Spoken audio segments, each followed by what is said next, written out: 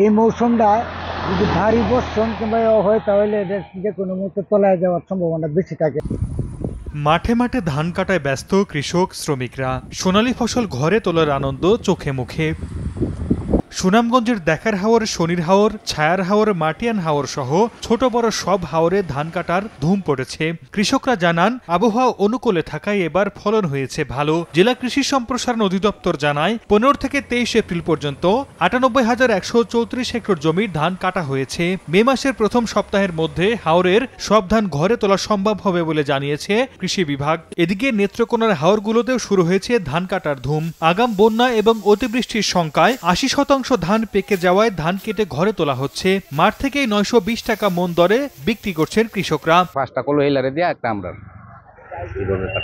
নেত্রকোনায় এবছর 12,37,223 metric ton ধান উৎপাদনের লক্ষ্যমাত্রা নির্ধারণ করেছে কৃষি বিভাগ।